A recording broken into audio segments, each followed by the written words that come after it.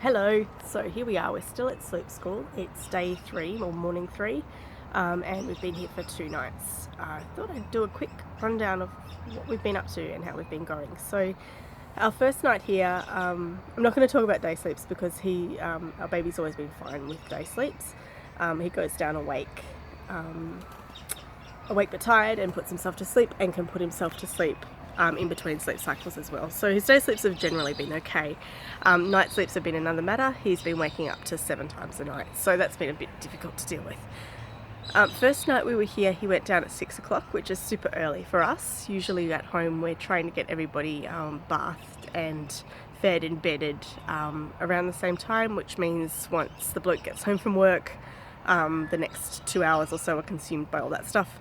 And he was going to bed at around 8 to 8:30. So here he went down at 6 o'clock. I was like, great, it's going to cut off for 2 hours of sleep in the morning. We're going to be up at 4 o'clock. It's not going to be great.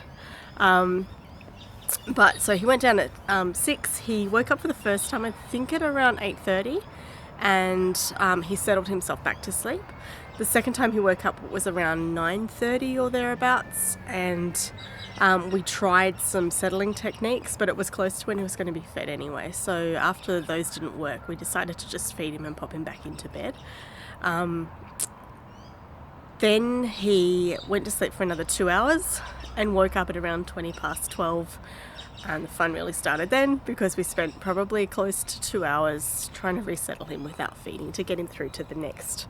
Like, we're aiming for 4-hour breaks, so get him through to the next one. He was basically just low-level grizzling. He hasn't cried at all. I respect everybody's right to make their own decision for their own family and their own baby, but I don't believe in cried out myself, so and they don't do it here. It's not a cried out sleep school, it's responsive settling, which some people who are on the really crunchy end of parenting probably would say, oh, they're all the same thing. I don't believe they are. The Australian Association for Mental Health doesn't think they are, and I will trust those people because they know what they're talking about. So anyway, responsive settling is basically you amp up your interaction with your baby. So you start by trying to shush them from the door or sing to them from the door of the room, going closer to the cot, sit down next to them, shush, pat, sing, whatever works for you. And if that doesn't work, then you progress to what they call full comfort settling. So picking them up, rocking them, maybe feeding them if that's what they need to do to calm themselves down and go back to sleep. The idea is to calm them though, not to get them to sleep, to calm them to a point where you can put them back in the cot. So for us, once we got to the middle of that 2-hour period where he was really unsettled, I went into the room and I sang to him sitting next to the cot, got him to calm down, and he kind of almost went back to sleep. He was still making kind of grisly noises, but he wasn't crying at all. So I just left him, and we eventually got to nearly 2 o'clock. I fed him, popped him back in, and then between 2 o'clock and 6 o'clock the next morning, he woke up a couple of times, just kind of gave a brief cry out or call out. I should probably be really careful with my words. He wasn't crying, he was calling out, and he put himself back to sleep. So that was great. First night, even though we had a really unsettled period in the middle and a few periods earlier in the night where I needed some assistance to go back to sleep, we were fine with that. The second night, last night, was amazing. So last night I've got sorry, you're gonna have to deal with close-ups here. I don't have a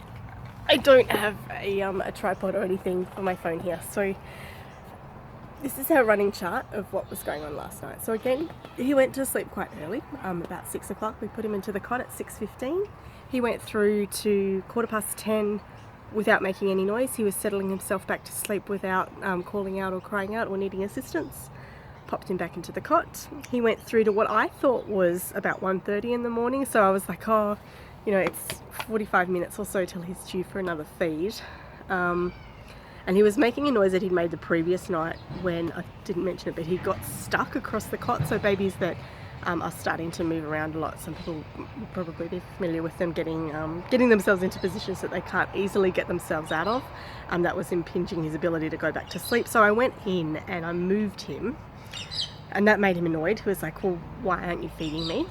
So then I went and got assistance from the midwives. Basically how it works here is you have one midwife that's assigned to you, and I'm not sure how many other families, maybe 2 families get one midwife. So sometimes your midwife might not be available because they'll be with the other person. There's always somebody here to help though. So I explained to one of the other midwives, mine wasn't there, but mine was with another family.